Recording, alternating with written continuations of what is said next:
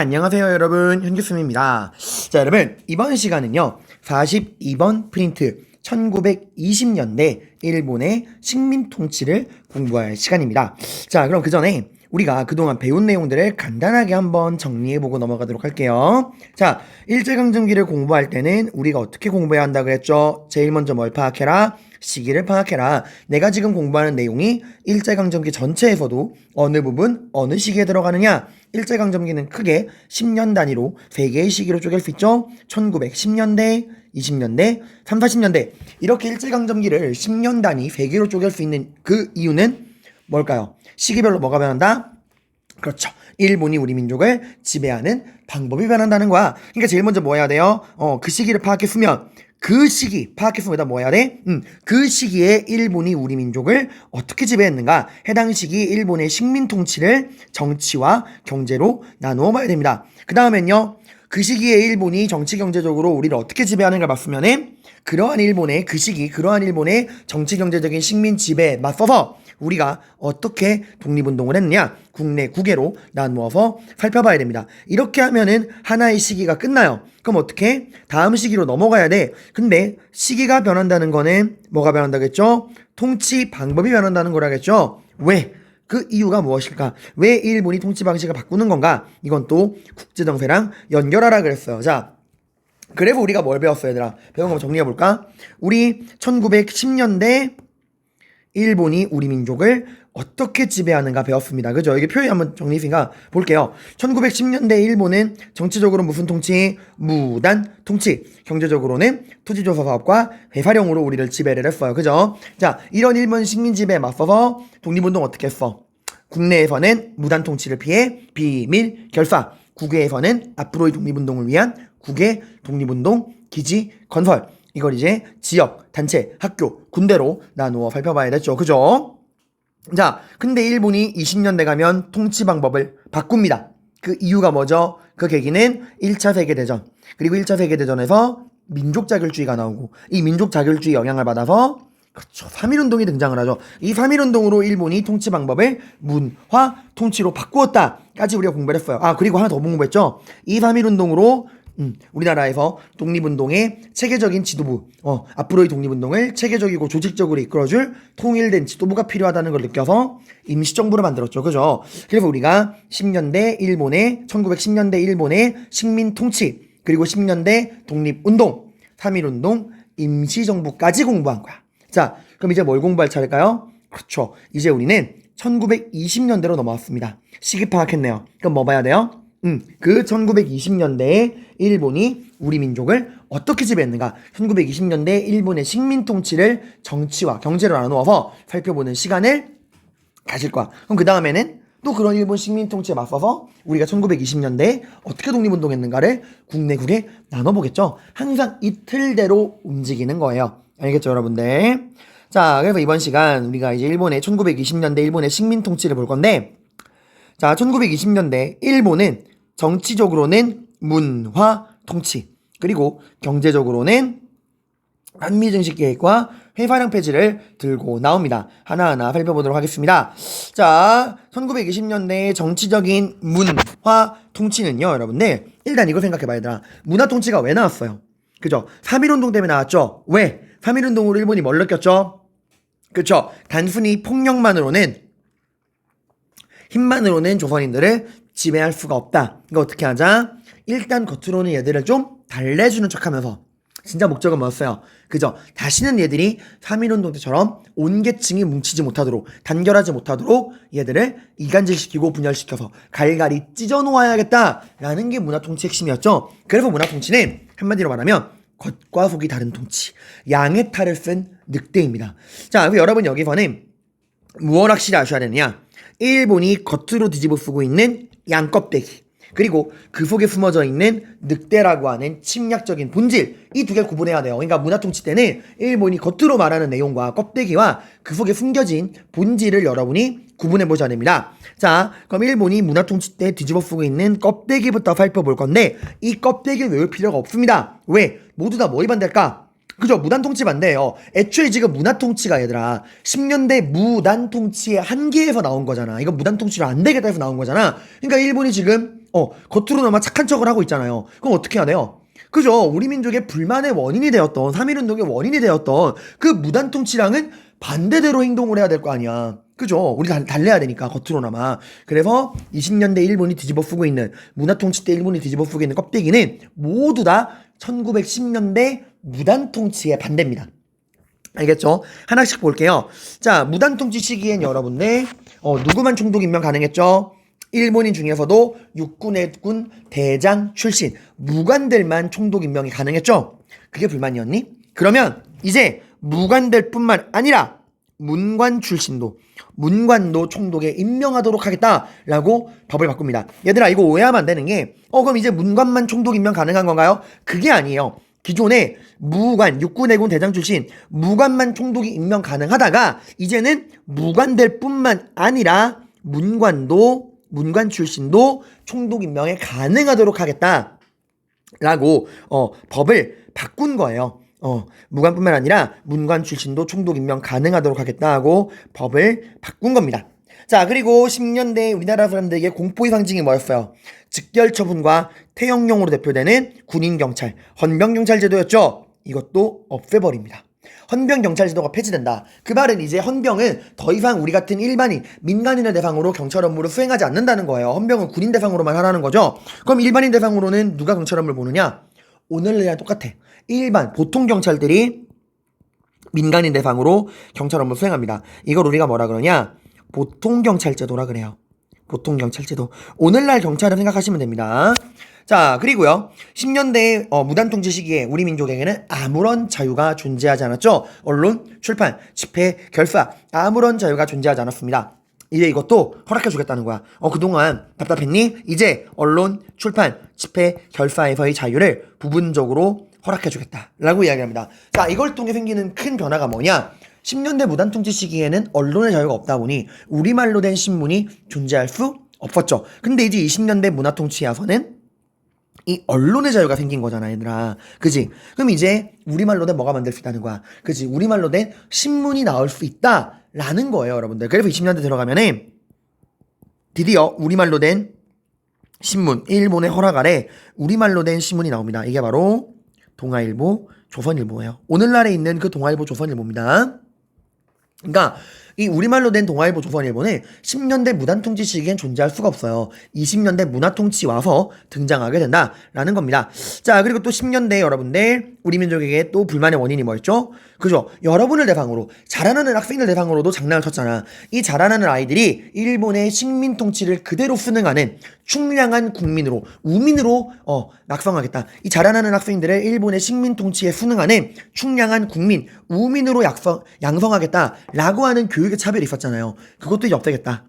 이제 일반 조선인들과 조선과 일본인을 교육 차별하지 않겠다. 교육을 차별하지 않겠다는 말이 조선인들에게도 고등교육의 기회, 더 많은 교육의 기회를 확대하겠다. 보통 교육을 넘어서 고등교육의 기회를 제공해주겠다는 거죠. 이런 의지를 담은 게 바로 2차 조선교육령입니다. 자, 여러분, 이거는 여러분이 뭐랑 구분하셔야 되냐면 1910년대 무단 통치를 상징하는 교육령이 있었죠. 그게 뭐예요? 그게 아까 내가 말했던 충량한 국민, 육성, 우민화 교육으로 대표되는 1차 조선교육령이야.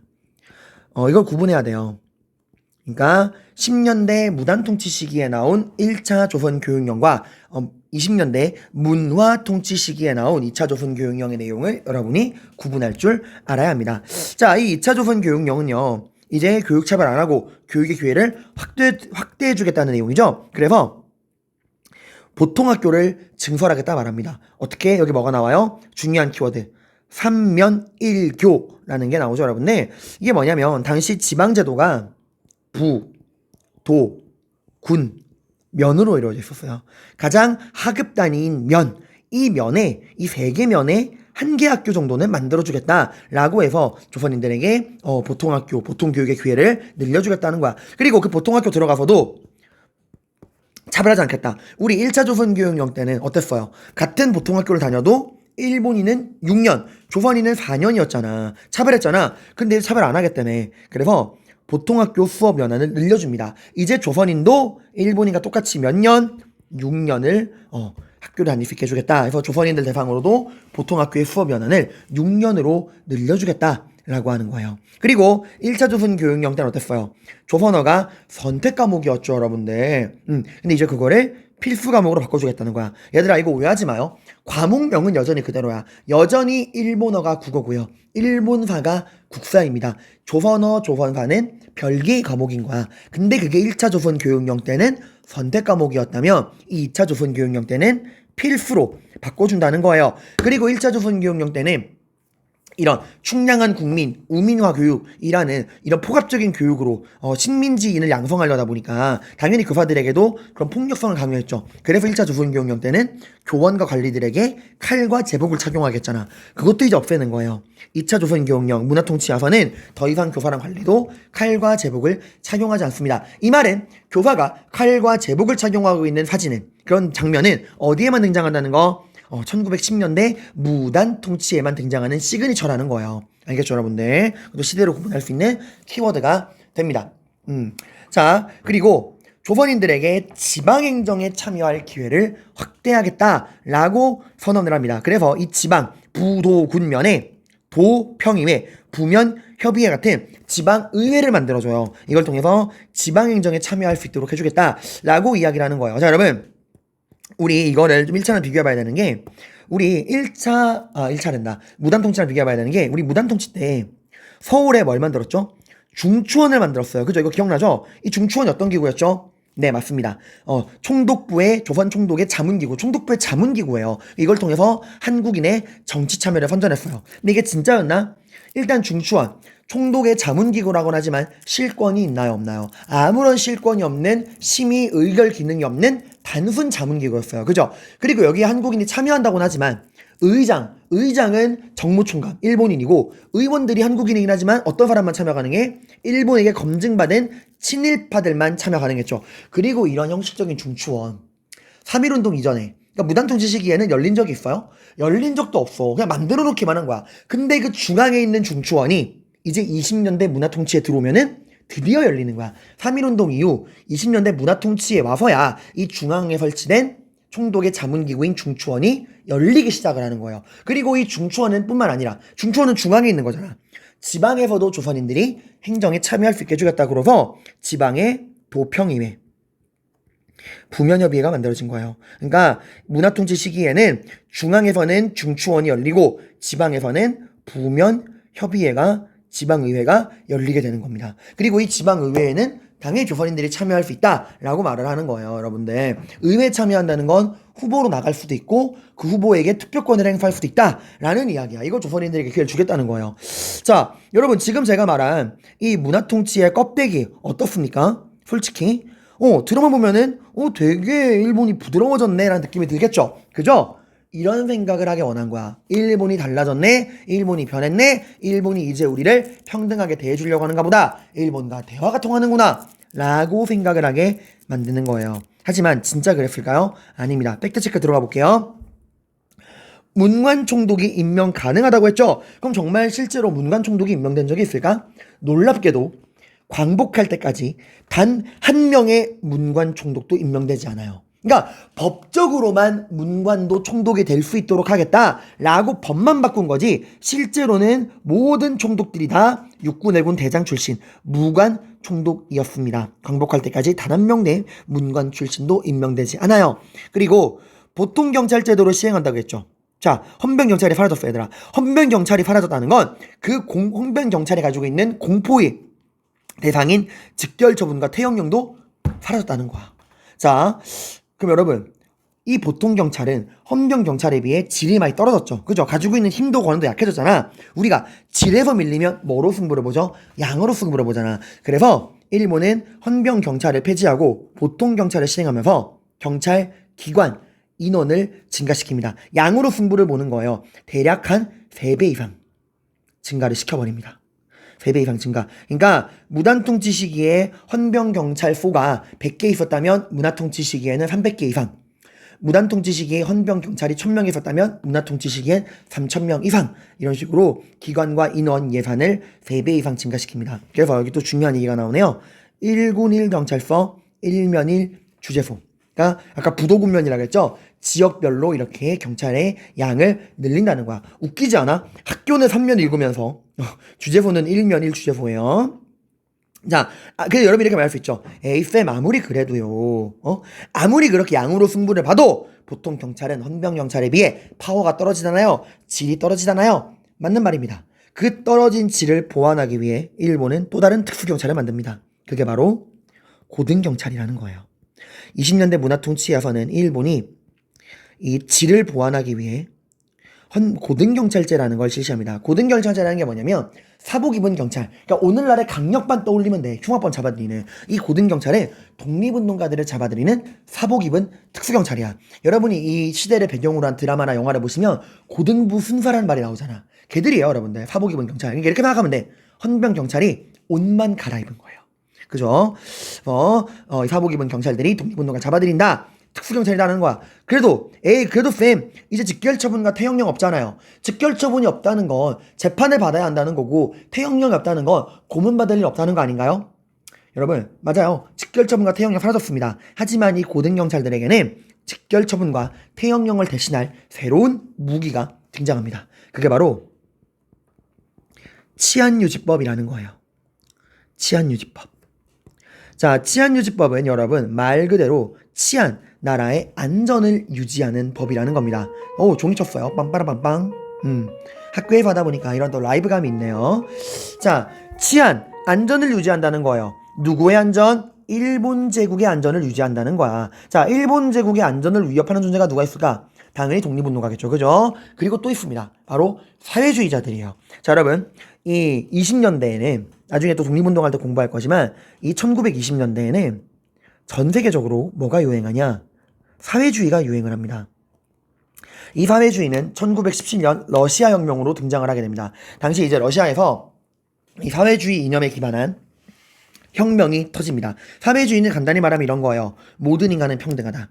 자, 모든 인간이 평등하려면 특정한 인간이 돈과 토지를 독점하면 안 되겠죠. 그죠? 그럼 평등한 게 아닌 거잖아. 그러니까 어떻게 해야 돼? 모든 인간이 평등하기 위해서는 그 특정인이 독점하고 있는 돈과 토지를 우리 같은 사람들이 나눠 가져야겠죠. 그 말은 뭐야? 지금 돈과 토지를 독점하고 있는 게 지주랑 자본가들이거든요. 그 지주랑 자본가들이 독점하고 있는 돈과 토지를 우리가 빼앗아서 우리 같은 일반인 노동자랑 농민들이 골고루 n분의 1에서 나눠 가져서 경제적으로 평등한 모든 인간이 골고루 잘 먹고 잘 사는 세계를 만들자는 거야. 근데 이 지주랑 자본가들에게 평등한 사회를 위해 당신들이 갖고 있는 돈과 토지를 나누어 주세요 말하면 나눠줍니까? 안 나눠주잖아. 그러니까 어떻게 해야 돼?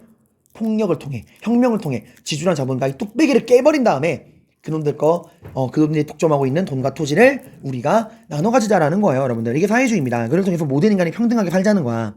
자, 이 사회주의가 20년대에 전 세계를 강타해요. 특히 우리 같은 식민지 국가들에겐 더더욱 이게 많이 먹힙니다. 왜? 당시 대부분의 사람들이 노동자 농민이고 굉장히 힘들게 살고 있잖아요. 그죠? 그래서 일본이 이 사회주의를 탄압하기 위해 만든 법이 치안유지법이에요. 자, 근데 이게 독립운동이랑 뭔 상관이 있냐? 당시 우리나라 독립운동가들의 상당수는 사회주의자였습니다. 왜? 독립운동을 하기 위해서는 절대 다수인 민중, 노동자랑 농민들과 함께 해야 되는데 그 노동자랑 농민의 편이 되는 게 사회주의 사상이었거든요. 그래서 당시 독립운동가의 거의 70% 이상이 사회주의자였어요. 자, 그래서 일본이 그걸 막기 위해 만든 법입니다. 자, 볼게요. 일제가 국가의 체제, 천황제나 사유재산 제도를 부정하는, 이게 모든 인간이 경제적인 평등을 위해서 지주자본가를 물질하는 사회주의를 말하는 거야. 이거를 통제하고 탄압하기 위한 제정한 법률이다. 그래서 일본은 사회주의뿐만 아니라 노동자, 농민운동, 항일민족운동까지 탄압을 했다라는 거예요. 그래서 치안유지법은 사회주의 사상과 우리 독립운동, 노동농민, 민중, 항일민족운동을 탄압하는 법이었습니다. 치안유지법은 언제 나온다고요? 20년대예요. 이거 10년대 아닙니다. 여러분이 보통 이렇게 힘으로 찍어 누른다라 그러면 무조건 10년대 무당통치랑 연결짓는 게 있는 게 아니에요. 일본은 비록 20년대가 문화통치지만 사회주의만큼은 타협의 대상이 아닙니다. 그냥 힘으로 찍어 눌러. 치안유지법은 20년대에 등장해. 10년대에 등장할 수가 없지. 왜? 사회주의가 언제 들어오니까? 20년대 들어오잖아. 그러니까 치안유지법은 20년대에 들어온 사회주의를 막기 위한 법이니까 이게 시기가 20년대인 거예요. 자, 아무튼 이 치안유지법, 이게 왜 무섭냐? 치안유지법은 증거가 필요 없어요. 잡아들일 때 증거가 없이 잡아들일 수 있어. 그러니까 눈빛만 봐도 이 새끼 너 빨갱인데 하면 잡아들일 수 있는 거야. 그리고 직결처분이 없어지니까 재판을 받기마다, 하지만 치안유지법으로 걸려 들어오면 증거도 필요 없고 가중처벌이야. 나중에 이게 한번 바뀌어서 무기징역에 사형까지 가능하도록 그 수위가 올라갑니다. 아무튼 지금 보시면 보통 경찰 시행했지만 결국 헌병 경찰을 대신하는 고등 경찰이 나오고 직결 처분을 대신하는 치안주지법이 나오는 거야. 태용령 없어졌다 그래서 고문 안 합니까? 고문해요. 그러니까 오히려 더 악랄해진 거야. 그리고 언론의 자유를 줬다? 근데 그럼 언론의 자유를 줬다면 우리가 진짜 원하는 신문 기사를 실어야 될 거 아니야. 아닙니다. 여전히 이 시대에는 언론의 통제가 굉장히 심했어요. 일단 신문을 만들기 전에, 발행하기 전에 일본 애들이 검열을 합니다. 그리고 어떻게 해요? 검열 결과 일본에 마음에 안 드는 신문 기사가 있다면 삭제해버립니다. 그래서 그 시대에는 신문 기사에 구멍이 뻥뻥 뚫려 있는 자료가 되게 많이 나와요. 일본이 검열하고 삭제해버린 거야. 그래서 말 안 듣잖아? 그럼 신문사를 일정 기간 신문 발행을 정지시켜버립니다. 그래도 말 안 들으면 폐간시켜버려요. 폐간. 그래서 나중에 38년에 이게 실제로 조선일보, 동아일보가 폐간되는 게 물론 20년대는 아니지만 38년에 베를린 올림픽 때 우리 한국인 마라토너 손기정이 일본 대표로 출전을 합니다. 우리가 이제 식민지 국가니까 우승을 합니다. 금메달을 따요. 근데 이 조선일보, 동아일보가 손기정, 비록 우리나라 사람이지만 일본 대표로 출전을 했고 그의 가슴에 뭐가 걸려있죠?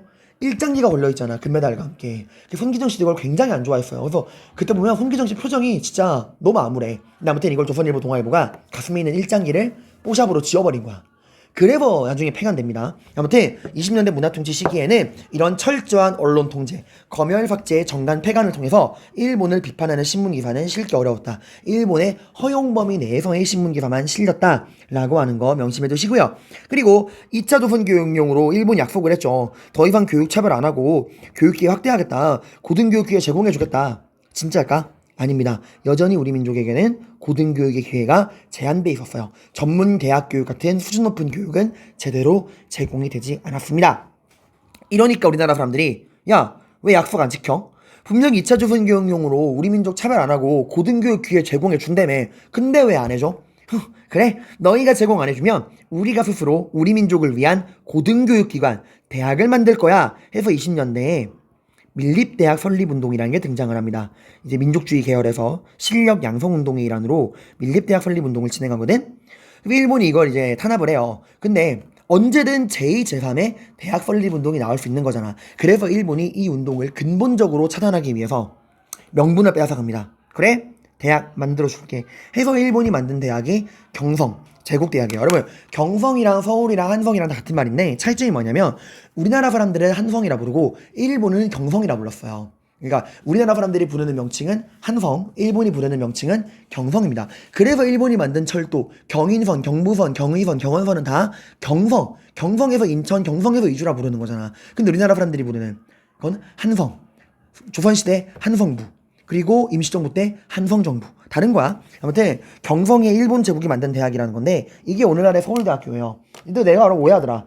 정통성이 있다는 게 아니라 광복 이후에 일본이 건물을 버리고 가잖아. 그 일본이 버리고 간 건물을 재활용해서 간판 바꿔가지고 서울대학교가 만들어진 거예요. 또 이거 보고 선생님 제가 한국인인데 일본인들이 만든 대학 다녀봤습니다. 이런 말 하시면 안 돼요. 여러분들 관련 없어요. 자, 그리고 여전히 우리나라 사람들에게는 초등교육과 기술교육 위주의 교육이 이루어집니다. 1차 조선교육령을 상징하는 말이 충량한 국민 육성, 우민화 교육이었다면 이 문화통치 시기에는 부림을 잘 받는 실용인, 이게 그 당시를 상징하는 모토였어요. 자, 그리고 아까 분명히 지방행정에 참여할 기회를 주기 위해서 도평의회 부면협의회가 열린다고 이야기를 했죠. 이 도평의회 부면협의회가 정말 지방행정을 이끌어가는 권한이 있을까? 아닙니다. 이건 중앙에 있는 중추원이랑 똑같아요. 아무런 실권 없는 심의 의결 기능 없는 단순한 자문기구예요, 여러분들. 그리고 이 지방의회에 여러분 의원으로 나갈 수 있다고 그랬죠. 투표할 수 있다고 그랬죠. 그 말은 우리나라 사람들에게 선거권을 준다는 거죠. 정말 선거권을 모든 사람에게 줬을까요? 아닙니다. 선거권은 제한됩니다. 누구에게만 줄까요? 네, 세금으로. 아무에게나 주는 게 아니야. 일정량 이상의 세금을 납부하는 사람들에게만 선거권을 줍니다. 즉 이 말은 이 세금을 납부하는 기준으로 선거권을 준다는 말은 일정량 이상의 재산을 가진 지주, 자본가, 자산가들에게만 선거권을 준다는 거야. 그리고 이렇게 리스트를 쫙 뽑아요.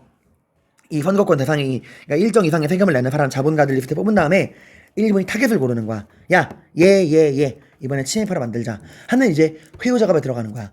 도평의회, 부면협의회 의원이 되고 싶습니까? 선거를 하고 싶습니까? 라고 접근한 다음에 이제 친일파로 만드는 거야. 이런 식으로 이제 친일파랑 상층 자반가들에게만 선거권을 제한시킨다라는 거예요. 자, 여러분 이제 악랄하지 않나요? 오히려 여러분들 문화통치 시기는 무단통치에 비해 나아진 게 없어요. 더 악랄해요. 근데 봐봐, 누군가는 이득을 봐. 그지? 누군가는 이런 문화통치로 대학에 진학할 것이고요. 누군가는 도평의회, 부면협의회 선거권을 가지고 의원이 되겠죠. 그죠?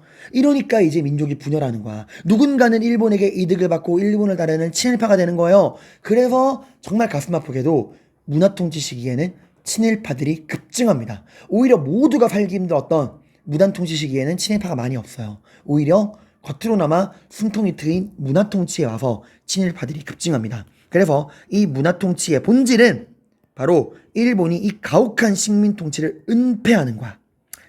그리고 우리 민족을 분열 이간시켜서 친일 세력을 적극 양성하도록 하는 게 문화통치의 본질입니다. 여기 제가 이 부면협의회에 대한 의미 적어놨습니다. 자, 그러면 진짜냐 한번 볼게요. 여기 뒤에 뒷장을 보시게 되면은 이 문화통치 20년대에는 자료가 굉장히 중요하거든요. 자료를 볼게요, 여러분들. 자, 여기 보시면은 사이토 마코토 총독 종이 쳤네요. 여러분 목소리 죄송해요. 선배님 요즘 목이 되게 많이 가네요. 저도 참 이런 목소리로 수업을 하면 저도 되게 힘들고 여러분도 듣기 힘든데 진짜 미안합니다. 제가 이 목 관리를 못해가지고 여러분의 고막을 힘들게 하네요. 미안해요. 이 감미로운 목소리로 속삭여줘야 되는데 죄송합니다. 자, 여러분 10년대 무단통치를 상징하는 게 데라우치 마사카 총독이었다면 20년대 문화통치를 상징하는 건 사이토 마코토예요. 이 사람의 취임사 봅시다. 자, 여러분 우리 10년대 무단통치 시기를 상징하는 데라우치 마사카의 취임사 기억나요? 조선인들은 두 가지의 선택이 있다. 죽던가 복종하던가 그랬잖아. 근데 사이토 마코토 총독은 뭐라 말하는지 볼게요. 총독은 문무 어느 쪽이라도 임용할 수 있도록 하고 이제 무관들 뿐만 아니라 문관 총독도 임명 가능하겠다는 거야. 그리고 경찰 제도를 개정해서 그러니까 이제 보통 경찰 제도를 시행해서 복제를 개정해서 교원과 일반 관리랑 교원의 제복과 대검을 폐지한다는 거야. 그러니까 경찰 제도를 개정한다는 말은 헌병 경찰을 폐지하고 보통 경찰을 시행한다는 거고 복제를 개정해서 이제 교원과 관리가 제복과 대검을 착용하지 않도록 한다라는 거예요. 그리고 조선인과 행복의 이익의 증진을 도모해서 뭐라 하면서 일본인과 똑같은 취급을 해야 한다는 게 궁극적 목적이다라는 거야. 겉으론 좋아 보이죠. 근데 뒤에서 이건 얘들아 이건 우리 앞에서 한 말이고 뒤에서 사이토 마코토 총독이 총독부 관리들을 부올러 모아서 자기들끼리 회의한 내부 회의록을 보여드릴게요. 민족 분열 정책, 조선민족운동에 대한 대책이라는 회의 내부 공문서입니다. 소름 끼치는 말이 나와요. 핵심적인 친일 인물을 골라 친일 단체를 조직하게 한다. 조선 문제 해결의 성공 여부는 친일 인물을 많이 얻는 데 있으므로 친일 지식인을 긴 안목으로 키운다라는 이야기가 나옵니다. 자기들끼리 이런 얘기를 했다는 거예요. 자, 그럼 볼까요, 자료? 여기 보시면 경찰 제도의 강화가 나오죠. 경찰 관리, 기관, 예산 보시면 어때요? 20년대 넘어오니까 어마어마하게 증가하죠. 거의 3, 4배 이상 증가합니다. 그죠? 거의 4배 정도 증가를 하네요. 1군 1경찰소, 1면 1주재소 제도. 그리고 언론 통제. 언론에 우리의 신문 창간을 허용을 했으나 20년대 와서 검열을 강화했다. 그래서 이렇게 사진처럼 일본이 검열해서 마음에 안 드는 신문 기사는 이렇게 검은색으로 진뭉개버리거나 빼버리거나 삭제했다라는 거예요. 자, 그리고 한국인과 일본인의 취향률 비교. 분명히 한국인 교육차별 안 하겠다. 고등교육에 기회 제공해주겠다 했잖아. 근데 보시면 이거 너무 절망적인 차이 아닌가요? 이게 차별을 안 하는 겁니까? 그리고 지방자치의 실체. 부면읍의 도의 의원이 될 사람은 어떤 사람이냐? 조선 총독이 지정한 5원 이상을 바치는 사람이 선거권을 가진다. 그러면 5원 이상을 바칠 수 있는 재산가가 얼마나 되겠느냐? 그래서 오늘날 조선 사람은 지방자치에 참여할 자격이 거의 없다. 그리고 그나마 이거에 해당하는 사람들은 일본이 친일파로 바꾸거나 친일파 중에서 고른다는 거예요. 그리고 치안유지법 나오죠. 국채 변혁. 그러니까 이 천황제, 국채라는 건 천황제입니다. 천황제의 변혁을 꾀하거나 사유재산 제도를 부인할 목적으로 하는 사람들. 그러니까 독립운동가 잡아들일 수 있는 게 사회주의자들은 너희 새끼 사유재산 제도를 부인했지 하고 잡아들이면 되고, 사회주의가 아닌 독립운동가들은 너희 새끼 국채 변형을 깼지 라고 잡아들이는 거예요. 여기는 10년 이하의 징역이나 금고를 하지만 이게 나중에 법이 바뀌어요. 몇 년 있다가. 그리고 올라가. 무기징역, 사형까지 가능하다. 자, 그래서 사회주의나 독립운동가, 사회주의자들은 이 사유재산 제도를 부인한다는 목적으로 잡아들이면 되고, 사회주의가 아닌 독립운동가들은 국채 변혁의 명분으로 잡아들이면 돼. 다 잡아들인다는 거야. 그래서 이렇게 어마어마한 사람을 잡아들였다는 거고, 실제로 그 당시 잡혀 들어간 사람의 카드, 도반 안창호의 수영자 카드입니다. 안창호는 사회주의가 아니에요. 근데도 이렇게 잡혀 들어갔다는 겁니다. 자, 이렇게 해서 여러분들이 우리 지금 1920년대 일본이 시행한 정치적인 문화 통치를 일본이 겉으로 내세운 껍데기와 그 속의 본질로 구분해서 살펴봤습니다. 자, 근데 여러분, 일본이 이렇게 해요. 어쨌건 문화 통치는 겉으로나마 착한 척 하고 있는 거잖아. 이걸 또 할 수 있는 이유가 뭐냐면, 일본이 여러분들 이때가 일본도 민주화 운동이 거세게 벌어져요. 일본이 이제 그 당시에 다이조 데모크라시라는 민주화 운동이 진행되고 있었거든. 그래서 이 다이조 데모크라시 이후에 일본에서도 민주주의, 자유주의 풍조가 확산되고 사회주의 영향이 확대돼요. 그래가지고 이제 일본이 이런 분위기 속에서 좀 완화된 거야. 그러니까 얘들아 이거 오해하지 마. 근본적인 원인은 3.1운동이지만 그것뿐만 아니라 일본 내에서도 이런 좀 느슨해진 자유주의 분위기가 확산돼서 이 일본이 문화 통치를 시행하는 데 영향을 줍니다. 하지만 이 다이조 데모크라시도 역시 일본 제국주의 틀 안에서 진행이 된 겁니다. 이게 또 세계사를 배우시면 알 수 있는 건데 일단 이렇게만 그냥 참고로 알아두세요. 자, 그리고 여러분네 여기도 제가 문화통치의 본질 이 뜻풀이 해놨으니까 보세요. 여기 제가 뜻풀이 많이 해놨거든. 꼭 보시기 바랍니다. 자, 그럼 이제 경제적인 산미증식계획이랑 회사령 폐지로 넘어가 보도록 하겠습니다. 자, 우선 산미증식계획부터 살펴보도록 할게요. 산미증식계획은 여러분 말 그대로 자 뜻풀이부터 해드리겠습니다. 바로 산 생산한다. 무엇을? 쌀을 생산하는 거를 증가시켜주는 계획이라는 거예요. 자, 누가 누구의 쌀 생산량을 증가시켜준다는 걸까? 맞아요. 일본이 우리 조선의 식량 생산, 쌀 생산량을 증가시켜주는 계획이라는 거야. 잘못 말한 거 아닙니다. 일본이 우리 조선의 쌀 생산량을 증가시켜준다는 거야. 아니, 일본이 왜 우리의 생산량을 증가시켜주냐? 결론부터 말하면 더 많이 뜯어가기 위해서. 마치 농부가 소를 도축하기 전에 소를 더 살찌우듯 그런 개념이야. 더 많이 뜯어가기 위한 거야. 자, 얘들아, 근데 생각을 해봐요. 일본이 우리나라의 쌀을 가져가는 게 이게 처음인가요? 아닙니다. 일본이 우리의 쌀을 가져가는 건 유구한 역사와 전통이야. 언제부터였죠? 네, 조일수호 조규. 강화도 조약 때부터 일본이 우리한테 쌀을 가져갔잖아. 기억하실 거예요. 조일 무역 규칙, 무제한 곡물 유출. 그지? 그때부터 가져갔잖아. 근데 그때는 쌀을 가져가긴 가져갔어도 이런 생산량 증가 계획을 안 했잖아. 그럼 그때는 안 했는데 지금은 왜 하느냐? 이건 차이점이 있어서 그래. 20년대와 그 당시. 얘들아, 강화도 조약 때만 해도 얘들아 봐봐. 일단 기억을 더듬어보자. 일단 강화도 조약 당시 일본이 조일 무역 규칙으로 무제한 곡물 유출로 쌀을 가져갔어. 왜 일본이 우리의 쌀을 그렇게 가져갔죠? 일본의 쌀이 부족했으니까. 일본의 쌀이 왜 부족했죠? 그죠? 메이지 유신, 산업화, 공업화, 근대화 중이었잖아. 그러니까 만장 이제 공업화 중이니까 농촌이 텅텅 비고, 당연히 식량 생산이 부족했잖아요. 그러니까 일본이 산업화, 공업화하는 과정에서 쌀이 부족해서 우리의 쌀을 가져간 거잖아. 그죠? 근데 지금은 왜 이런 계획까지 시행을 하느냐? 그거는 일본의 부족한 쌀의 양이 더 늘어나서 그래요. 그러니까 강화도 조약 때만 해도 그 전까지만 해도 우리 조선에서 생산되는 식량만으로도 일본 본토에서 부족한 식량을 커버가 가능했어. 공급이 가능했어. 그러니까 그냥 쌀을 막 가져가기만 한 거야. 근데 이제 20년대 들어오면은 우리 조선의 이 식량 생산만으로는 일본에서 부족한 식량을 공급할 수가 없게 된 거야. 일본에서 부족한 쌀의 양이 더 늘어난 거예요. 왜 이런 일이 생겼냐? 바로 1차 세계대전이랑 관련이 있어. 1차 세계대전에서 여러분들 일본이 이겼나요? 졌나요? 그죠? 일본은 전쟁에서 이겼죠. 일본은 이 전쟁으로 어마어마한 돈을 벌어들입니다. 왜? 여러분, 1차 세계대전은 전쟁 주 무대가 유럽이에요. 근데 일본이랑 유럽의 위치가 어때? 멀리 떨어져 있잖아. 그러니까 일본은 1차 세계대전으로 피해를 본 건 거의 없어요. 그럼 일본은 전쟁 기간 내내 뭐만 했냐? 신나게 무기만 팔아먹었어. 그러니까 일본은 전쟁으로 돈만 벌어들인 거야. 이득만 본 겁니다. 그리고 전쟁 끝나고 그 벌어들인 돈 덕분에 자본주의가 발전하고 그 벌어들인 돈을 어디에 투자해요? 도시, 산업화, 공업화에 투자를 하게 됩니다. 이래서 여러분들 일본이 다시 한번 정리하면 1차 세계대전으로 전쟁에 이겨서 어마어마한 돈을 벌어들였고 그 돈을 바로 산업공업에 투자해서 산업화 공업화가 진행이 됩니다. 그래서 이때 20년대에는 일본의 이 산업화 공업화가 마무리가 돼요. 그러니까 20년대 일본의 이 산업공업의 발전이 마무리가 되고 완벽한 산업국가 공업국가로 업그레이드가 끝난 거야. 이때 일본 역사 최고의 리즈 시절 전성기 시절인 겁니다. 자 얘들아, 20년대에 산업화 공업화가 마무리되었다, 업글되었다는 말은 일본이 산업의 공업에서 절정을 찍었다는 말은 이제 어디는 완전히 소외되고 있다, 농촌은 완전히 소외됐다는 거야. 그러니까 뭐가 부족해요?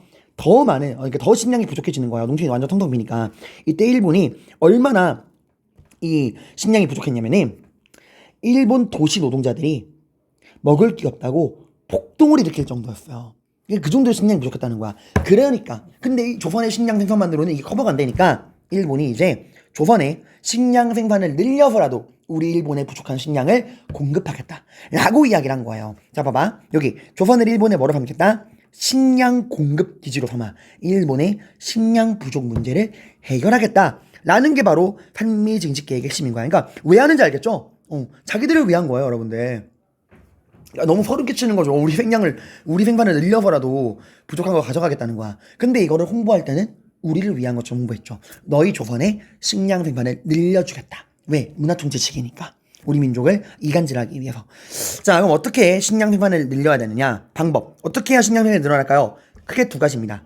토지 개량, 수리시설. 자, 일단 여러분, 토지를 개량한다는 말은 밭을 논으로 바꾼다는 거야. 이게 무슨 말이냐? 밭에서는 주로 뭐가 나와요? 채소랑 과일 같은 게 나와. 그게 밭농사야. 그리고 쌀은 어디서 나와요? 논에서 나오거든요. 벼농사 모내기로. 근데 지금 일본이 필요한 건 채소나 과일이 아니라 쌀이잖아. 그래서 우리나라에 그 채소랑 밭을 짓는 밭에 농사를 짓는 말 잘못했어요. 그런 채소랑 과일 같은 거를 재배하는 그런 밭을 다 벼농사, 쌀을 재배하기 위한 논으로 바꾸는 겁니다. 이게 어떤 문제를 가지고 오는가 좀 이따 말씀드릴게요. 그리고 더 좋은 종자를 개량하기 시작하고요. 그리고 이렇게 만드는 쌀은 누가 먹을 거야? 일본인들이 먹을 거니까 일본인들의 입맛을 위한 일본 벼 품종을 보급을 합니다. 그리고 생명을 늘리기 위해서 화학비료를 사용을 해요. 그러니까 짐승의 걸음 그런 게 아니라 화학비료, 전문적인 화학비료를 사용하게 됩니다. 자, 그리고 여러분들, 이거 수리시설. 여러분, 쌀농사, 벼농사, 모내기라는 건 1년 내내 1년 365일 뭐가 안정적으로 공급돼야 돼요. 그죠? 물이 안정적으로 공급돼야 돼. 한 번이라도 가뭄이 들면 안 되잖아. 그래서 이 논농사, 쌀농사, 벼농사를 위해서 안정적으로 물을 공급해야 돼. 그러려 뭐가 필요해? 물을 공급할 수 있는 수리시설, 저수지가 필요하거든. 그래서 이 수리시설, 저수지, 배수로 이런 것들을 전국적으로 보급하기 위해 마을 단위로 이런 수리시설을 보급하기 위한 수리조합을 설립합니다. 중요해요. 이거 한미증식 계획을 상징하는 키워드야. 수리조합을 설립을 합니다. 그리고 그 마을에 수리조합이 설립이 되면 그 마을에 수리시설, 저수지나 배수로를 깔기 위해서 돈이 필요하잖아. 농민들이 가입하고 농민들은 조합비를 납부하게 되는 거야. 자, 근데 얘들아, 이게 뭐가 문제가 되냐면 여러분, 이런 토지 개량을 위한 화학비료 사용, 수리시설 보급을 위한 수리조합 설립, 이걸 통한 수리시설 보급, 다 뭐가 필요하죠? 다 돈이야, 얘들아. 어마어마한 돈이 든단 말이야. 근데 얘들아, 이 한미증식 계획은 누굴 위해 진행이 되는 거죠? 그죠? 이건 일본이 자기들을 위하는 거죠. 그럼 당연히 한미증식 계획에 들어가는 이런 화학비료, 비료금 혹은 수리시설 보급을 위한 수리조합비 누가 내야 돼요? 일본도 내야 될 거 아니야. 근데 일본은 이건 니네를 위한 거잖아. 너희의 식량 생산을 위한 거잖아. 그러니까 이 돈은 누가 내야 돼? 너희들이 내야 돼 라고 이야기를 했어요. 그래서 우리나라 사람들에게 떠넘깁니다. 근데 우리나라 사람들 중에서도 이거를 결국 납부하는 건 누구냐 하면은 농민과 자영농과 소작농입니다. 왜 이런 일이 생기냐? 일단 여러분, 지주들은 낼 필요가 없습니다. 봐봐, 하나씩 볼게. 비료대금. 그러니까 지주도 낼 필요가 없어. 왜? 지주들은 누구에게 내게 하면 돼요? 지주들은 자기 땅을 빌려서 농사 짓는 소작농들에게 이 비료대금을 납부하게 하면 되는 거야.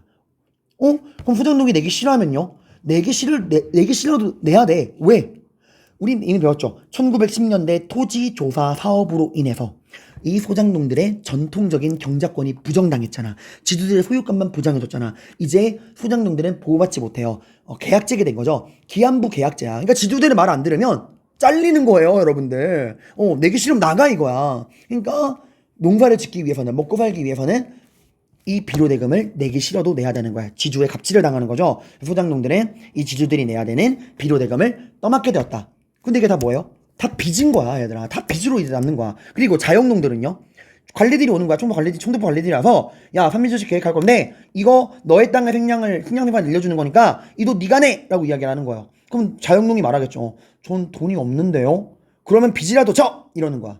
그럼 이제 자영농은 옆집 마을 지주를 찾아가서 빚이라도 져서 이 비료대금을 내야 되는 거야. 그러니까 이제 자영농이나 소장농들이 빚을 지고 이 비료대금을 납부하는 상황이 됐다라는 거야. 그리고 이 수리시설, 이게 진짜 악랄한 건데, 수리시설을 만든다는 건 어마어마한 돈이 드는 거야. 저수지랑 그 배관도 이런 거는. 그래서 마을 단위로 가입을 시킨 거야. 마을 단위 공동부담하라고.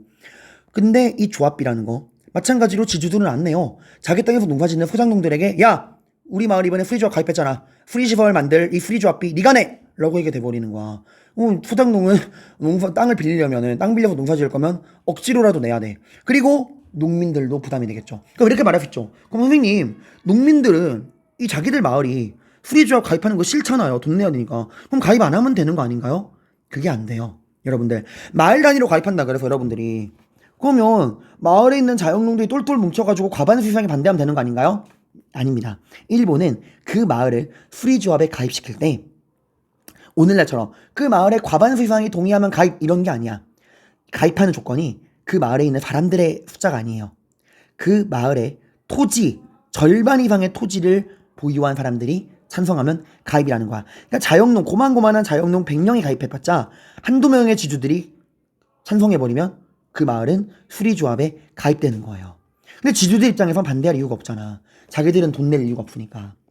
그래서 대부분의 마을이 수리조합에 가입되었다. 여기 나오죠? 수리조합, 관계 배수 시설의 신설과 관리를 맡은 조합이다. 총독부는 이런 2017년부터 수리조합령 공부에서 조합이 설치될 구역 안에 농지를 가진 자의 2분의 2 이상이 동의할 경우에 다른 사람의 의사랑 상관없이 조합을 설치할 수 있게 하였다. 수리조합은 과도한 조합비를 조합원들에게 부과하고 그렇게 확보한 돈으로 저수지, 하천 제방을 쌓았다. 그래서 여기 제가 나오죠? 지주가 부담하던 건설비나 조합비를 소장농에게 전가한 일이 많았다. 그래서 농민들은 반대 운동을 벌였지만 제대로 성공할 수 없죠. 자, 그럼에도 여러분들, 우리 자영농들은, 이 빚을 지고 있는 자영농들은 꿈과 희망이 있어. 왜? 어쨌건 식량 생산이 늘지 않을까? 그리고 이 늘어난 생산량으로 빚도 갚고 더 잘 살 수 있지 않을까라는 꿈을 가져요. 그 꿈이 이루어질까요? 한번 보겠습니다. 일단 내용 볼게요. 내용. 자, 일단 여러분 OX 퀴즈. 산미 증식 계획의 결과 쌀 생산량은 증가했다. 맞을까요? 틀릴까요? 네, 맞아요. 여러분 이거 틀렸다 그러면 안 돼. 여러분이 일본이라 그러면 고정관념 있어. 이 나쁜 놈들이니까 무조건 실패했겠지? 아닙니다. 쌀 생산량 증가해요. 산미 증식 계획의 결과 우리의 쌀 생산량은 증가합니다. 다만 문제가 뭐죠? 일단 여기에 들어가는 비용, 비료대금, 수리조합비를 다 누가 내요? 우리 조선의 농민, 자영농과 소장농들이 부담하고 있다는 게 문제죠. 그래도 선생님 늘었으면 된 거 아닌가요? 아닙니다. 여러분 잘 들어보세요. 생산량이 늘었지만 늘어난 양보다 그 전에 비해 늘어난 증산량보다 일본이 빼앗아간 수탈량이 훨씬 많았어요. 자, 이걸 여러분 제가 그림으로 설명을 드린다면 이런 거야. 얘들아, 일단 그 전에 얘들아, 이거 시험이나 모의고사에서 이렇게 잘 나와요. 일단 얘들아, 산미증식 계획 결과 조선의 쌀 생산량이 증가한 건 팩트입니다. 근데 일본이 원래 목표로 한 만큼 증가하진 않았어요. 그러니까 같은 말이야. 일본이 원래 100만큼 증가시키려고 그랬으면은 그만큼은 안 늘고 50만큼 는 거야. 그러니까 생산량이 증가한 건 맞죠? 증가한 건 맞지만 뭐만큼은 일본의 기존 목표량 달성에는 실패했다. 목표량 만큼 증가하진 않았다. 같은 말이야. 목표량 만큼은 증가하지 않았다. 생산량이 증가했다. 같은 말이야. 그래서 봐봐. 산민증식 계획을 시행하기 전에 조선의 쌀 생산량이 100이라고 쳐봐. 기존의 조선의 쌀 생산량이 100이야. 근데 산미증식 계획으로 일본은 얼만큼 늘리고 싶었어? 100만큼을 늘리고 싶었어. 목표는 100이었던 거야. 근데 그만큼은 못 늘고 목표량 달성에는 실패하고 얼마만큼 맞는 거야? 50만큼 맞는 거야. 그러니까 증산량이 50이라는 거예요. 그럼 일본이 양심이 있으면 얼마 이상 가져가면 안 돼? 그래, 50 이상 가져가면 안 되죠. 양심이 있으면 본전 찾긴 해줘야 될 거 아니야. 하지만 일본은 목표량 달성에는 실패했지만 가져가는 양은, 수탈량은 우리 목표, 기존의 목표대로 가져간다. 얼만큼? 100만큼 가져간다는 거예요. 이러니까 어떤 일이 벌어져요? 그죠? 우리는 본전도 찾지 못하는 거야. 증산량보다 수탈량이 많았다. 그러니까 증산량 목표 달성에는 실패했지만 수탈량은 기존의 목표대로 가져간다라는 거예요. 그래서 결과 이렇게 되니까 우리나라 사람들에게 1인당 돌아오는 1인당 쌀 소비량은 어떻게 될까요? 그죠, 여러분들? 1인당 쌀 소비량은 오히려 감소한다라는 거예요. 이거 여러분 오늘날이랑 오해하면 안 돼. 오늘날 대한민국도 1인당 쌀 소비량은 줄어요. 왜? 오늘날은 밥 대신에 피자, 치킨, 햄버거 이런 거 먹으니까 감소하는 거야. 근데 얘들아, 이때는 그런 속편한 소리가 아니야. 에이, 오늘은 밥 대신 라면 먹자, 치킨 먹자가 아니에요. 정말 생존을 위한 문제야. 굶어 죽는다는 거야, 얘들아. 그리고 봐봐, 증반량보다 수탈량이 많으니까, 본전을 못 찾으니까 어떤 문제가 생길까? 지주들에게 빚을 지고 있는 자영농, 소작농들, 그 비료대금이랑 수리조합비 갚을 수 있나요? 못 갚죠. 본전도 못 찾는데 이거 어떻게 갚아? 농민들이 몰락하는 겁니다. 이런 비료대금이랑 수리조합비, 이거를 이제 갚을 수가 없는 거야. 그러니까 어떻게 돼? 자영농들은 빚을 못 갚으니까 땅을 빼앗기고 뭐가 돼요? 소작농이 되고요. 기존의 소작농들은 여러분들 굶어 죽거나 아니면 도망치는 거야. 화전민, 산이랑 이런 데로 도망치는, 산에 도망쳐 사는 사람들을 화전민이라 그래요. 그리고 혹은 땅을 버리고 도망치는 거야. 어디로? 탈조선, 만주 에너지로 간다는 거야. 여기도 살기 안 좋아요. 더 살기 안 좋죠. 그러니까 굶어 죽거나 도망치거나 소작농이 되는가, 이런 식으로 되는 거야. 아니면 지주들의 더한 갑질을 당하거나. 이때 진짜 빚을 진 소작농들은 정말 말도 못할 정도로 지주의 거의 노예 같은 삶을 살았다고 합니다. 자, 근데 여러분, 일본 입장에서 우리나라 농민들이 굶어 죽고 도망치고 이러면 돼요, 안 돼요? 안 되죠. 왜? 우리 농민들이 열심히 일해서 일본을 위한 쌀을 생산해야 되는데 도망치거나 굶어 죽으면 그게 안 되는 거잖아. 황금알을 낳는 거위는 거위를 낳을 때 가치가 있는 거예요, 여러분들. 그래서 일본이 어떻게 했냐? 근본적인 해결책은 이 산미증식 계획을 손보는 거야. 하지만 일본은 그러기는 싫어. 그래서 일본이 기가 막힌 해결책을 냅니다. 야, 굶어 죽지만 하면 되는 거 아니야? 죽지만 않으면 되잖아. 얘들아, 죽지만 마! 이러고 만주에서 잡곡을 사옵니다. 싸구려 잡곡, 조, 수수, 콩 같은 잡곡을 사오거나 혹은 가축사료, 짐승들이 먹는 가축사료를 수입해요. 왜? 누굴 주려고? 농민들 줘서 굶어 죽지 않게 하려고. 얘들아, 이거 먹고 굶어 죽지 말고 열심히 일해야 돼! 라고 이야기를 하는 거예요, 여러분들. 자, 그래서 이게 이런 패러독스적인 역설적 상황 때문에 시험에 잘 나와. 봐봐. 분명히 생산량은 증가했다. 생산량이 증가했으면 얘들아, 그죠? 생산이 증가했으면 한국인의 1인당 쌀 소비량이 감소하면 안 되고, 만주에서 이런 거 수입해올 이유가 없잖아. 근데 생산량이 증가했음에도 1인당 쌀 소비량이 줄고 만주에선 잡곡이랑 가축사료를 수입해오는 거야. 왜? 증산량보다 수탈량이 많으니까. 농민들이 몰락했으니까. 그래서 연결해서 기억하세요. 근데 얘들아, 자영농이나 소작농들에겐 정말 끔찍한 결과지만 누구에겐 완전 이득이죠? 지주들은 완전 이득 아닌가요? 내 돈 한 푼 제대로 들이지 않고 더 좋은 수리시설, 더 좋은 더 좋은 화학비료도 쓰고 더 좋은 수리시설을 이용할 수 있잖아. 일본 입장에서는, 지주 입장에서는 일본이 고마운 거죠. 역시 일본이야! 이래서 지주들은 더욱더 일본에게 충성을 다합니다. 식민지 지주제가 강화돼요. 그리고 농업 구조가 왜곡됩니다. 아까 그랬죠? 일본이 필요한 건 쌀이다. 그래서 우리의 밭을 논으로 바꿨다라 그랬죠? 여러분들, 이렇게 되니까 뭐가 돼? 모든 농사가 뭐 중심으로? 쌀농사 중심으로. 논에서 이루어지는 이 벼농사, 쌀농사 중심의 단작화, 미국 중심의 단적화 경영이 이루어져. 균형이 안 맞는 거야. 이러니까 얘들아, 지금도 우리나라가 식량 자급자족이 안 되잖아. 우리는 지금도 쌀을 제외한 채소나 과일 같은 기타 작물은 자급자족이 안 돼요. 왜? 이때부터 농업의 균형이 완전히 어그러진 거야. 그리고 이런 또 문제가 뭔지 알아? 쌀농사 중심이 되면 한 번 가뭄 들면 망해요. 밭농사는 가뭄이 들어도 생산량이 감소하는 걸로 끝나지만 이 벼농사, 논농사, 모내기는요, 한 번 가뭄 들면 망하는 거야. 그래서 지금도 가뭄 들면 온 나라가 들썩이는 거야, 얘들아. 그리고 아까 농민들이 몰락했다 그랬죠. 농민들이 몰락하고 땅을 빼앗깁니다. 빚을 못 갚아서. 이런 비료대금이랑 프리저비를 못 갚아서. 그 땅이 누구한테 가요? 그 돈을 빌려준 지주한테 가죠. 지주들의 토지 소유가 확대됩니다. 얘들아, 이거는 새로운 지주가 생긴다는 게 아니야. 기존의 지주들이 더 많은 땅을 가진다는 거야. 그러니까 그 농민들로부터 빚 대신 땅을 받아서 이 기존의 지주들이 자영농부터 땅을 빼앗아서 더 많은 토지를 갖게 된다는 거야. 그러니까 오뚜기가 삼성으로 업글된다는 거예요. 오뚜기 비하하는 거 아니에요? 라면은 진라면. 자, 그래서 토지 소유의 불균형이 더욱더 심해진다는 겁니다. 근데 여러분, 이 한미증식 계획은요, 연표 문제로 되게 잘 나옵니다. 한미증식 계획이 언제 시행돼요? 1920년대 문화통치에 시행이 되죠. 그 20년대를 상징하는 시그니처야. 근데 언제까지 지속돼? 34년. 30년대 민족말살 통치기까지 지속이 돼요. 여러분들. 20년대만 시행한 거 아니야. 근데 34년에 왜 중단하냐? 너무 많이 처먹어서. 그 쌀을 너무 많이 가져가니까 일본 본토의 쌀 가격이 안정화된 건 좋은데 안정된 걸 넘어서서 쌀 가격이 떨어져 버린 거예요, 오히려. 그러니까 누가 손해를 봐? 일본 농민들이 손해를 본 거야. 그래서 일본 농민들이 항의한 거야. 그만 처먹어! 그만 갖고 와! 이래가지고 일본 농민들을 보호해주기 위해 34년에 중단됩니다. 근데 이 계획이 언제 다시 시작되느냐?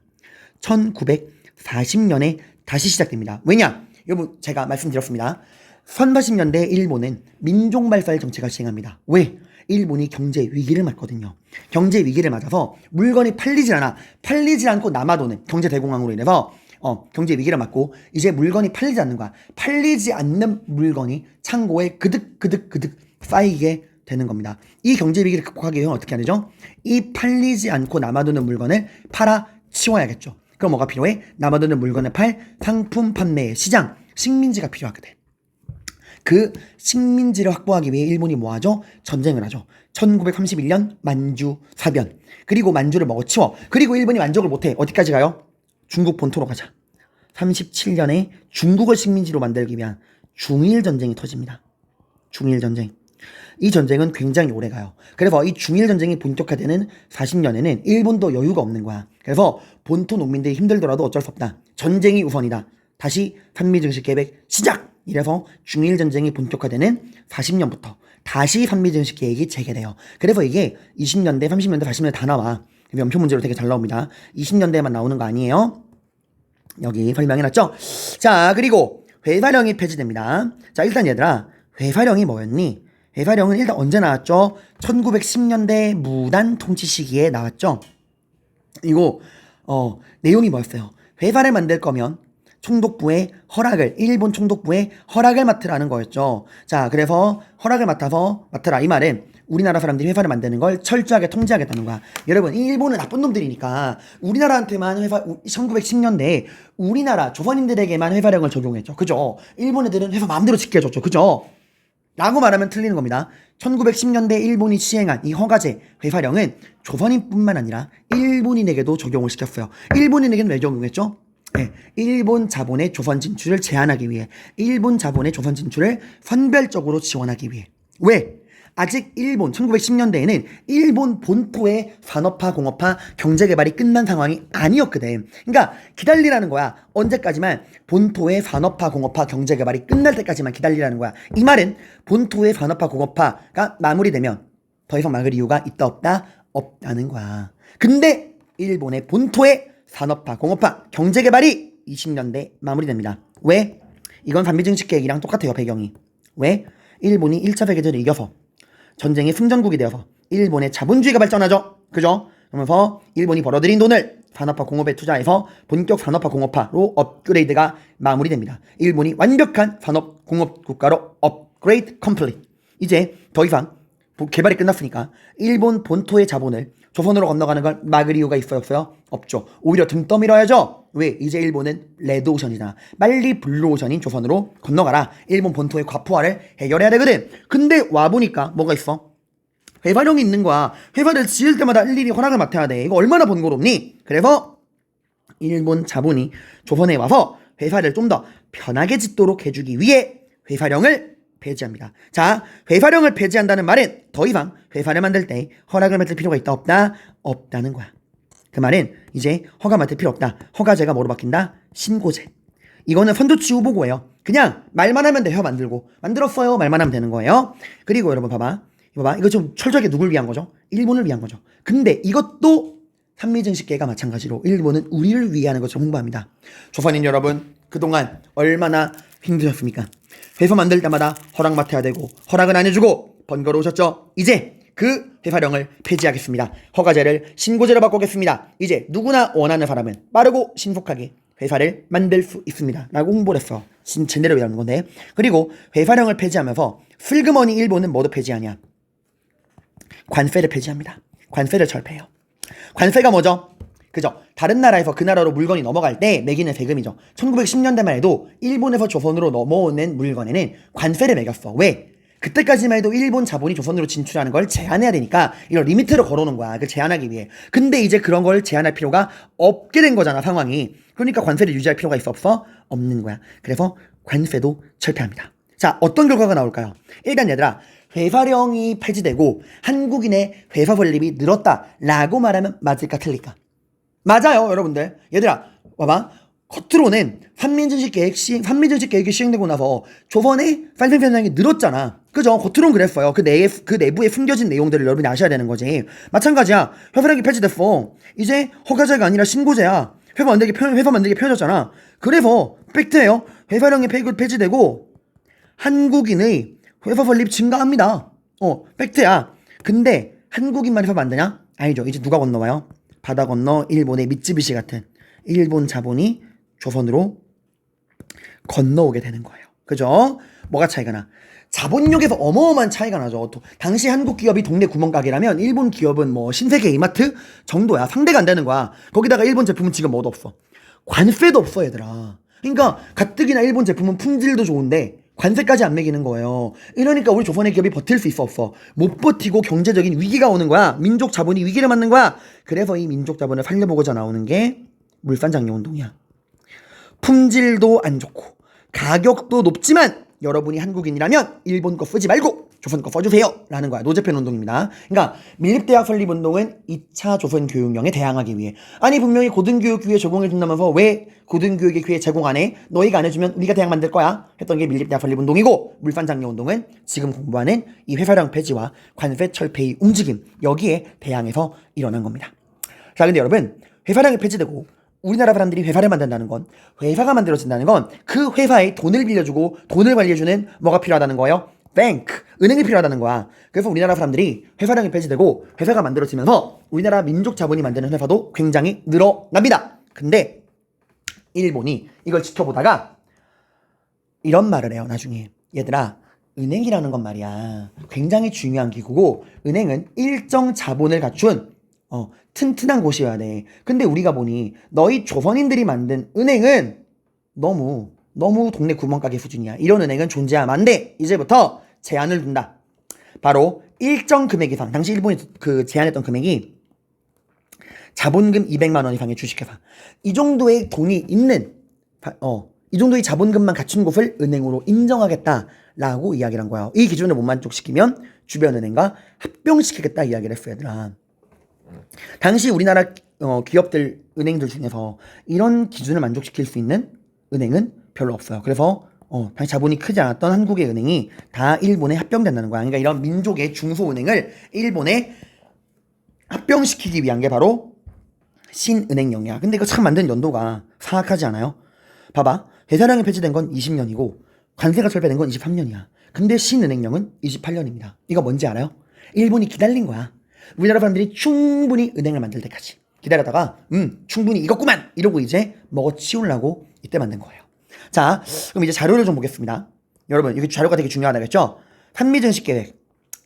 일본, 여러분, 여기 제가 각종 교과서에 있는 자료 다 모아놓은 거니까 꼭 봐야 돼, 얘들아. 자, 일본에서 파일 소비는 연간 6,500만 석. 근데 일본의 생산고는 5,800만 석. 이걸 넘지 못한다. 그러니까 부족하다는 거죠. 그러니까 미국 증식 계획을 수립해서 일본의 식량 문제를 해결해야 한다 라는 거고요. 보시니까 봐봐. 생산량이 늘어. 근데 증산량보다, 그전 대비 증가하는 증산량보다 뭐가 많냐? 이 유출량이 더 많은 거야. 그러니까 생산 총액보다 유출량이 많다는 게 아니라 증산량, 이 늘어나고 있는 이 증산량에 비해 유출량이 많다는 거야. 그래서 한국인의 1인당 쌀 소비량이 두루룩 내려가고 있죠. 그죠? 그래서 어떤 결과가 나와요? 소작농은 더 증가하죠. 그죠? 그리고 아마 자소작농은 또 줄어요. 자소작농이 준다는 건 뭔 말이야? 자소작농이라는 건 투잡짓는 사람들이라 했잖아. 자기 땅도 농사 짓고 남의 땅도 농사 빌려 짓고 남의 땅도 빌려서 농사 짓고. 근데 그런 자소작농이 준다는 건 이제 이 자소작농이 뭐가 된다는 거야? 그래, 자기 땅을 빼앗기고 완벽한 소작농으로 몰락한다는 거야. 그리고 지주들은 별로 안 늘죠. 내가 말했지, 새로운 지주가 는다는 게 아니라 기존의 지주들이 가지고 있는 토지 소유의 양이 늘어서 토지 소유의 불균형이 심해진다는 거야. 그리고 가슴 아픈 사람들 뭐가 등장하죠? 화전민이 등장을 합니다. 자, 그래서 당시 농민들에게 부담이 되던 수리조합비 비료대금, 특히 수리조합이 어마어마한 부담이었어. 수리조합비 납부에 허덕이는 농민들의 모습, 한미증식 계획의 풍자, 이런 것들. 그래서 지주들이 소작농을 얼마나 착취하는가, 당시 수리조합비가 얼마나 부담이 되는가 하는 내용들 다 뜻풀이 해놨어요. 여기도 이거 꼭 보시고요. 다 내용 뜻풀이 해놨어. 꼭 봐야 돼. 이거 일부러 내가 이렇게 설명 다 적어놓은 거야. 자, 그리고 이것도 보자. 회사령. 봐봐. 한국 내 민족별 공장 수와 생산액. 회사령이 폐지되고, 여러분 분명히 보세요. 한국인의 공장 수도 증가해요. 심지어 27년에는 한국인이 만든 회사가 일본인이 만든 회사보다 더 많아. 그죠? 근데 차이가 뭐가 나죠? 이 자본액. 일본 기업들이 가지고 있는 자본과 이 조선 기업이 가지는 자본의 양이 넘사벽 수준이죠. 이렇다는 거. 자, 그래서 여러분들 이번 시간에 우리는 1920년대 일본이 정치적으로 우리를 어떻게 지배했는가, 정치적인 문화 통치, 일본이 겉으로 내세운 껍데기, 그 속에 숨겨진 내용 구분해서 자료랑 연결해서 보시고요. 그 다음에 20년대 일본이 시행한 경제정책, 산미정식 계획, 회사령 폐지, 이런 내용들을 우리가 내용, 개념과 자료로 연결해서 살펴봤습니다. 오늘 고생 많으셨습니다, 여러분들. 문제도 43번 문제도 꼭 풀어보세요.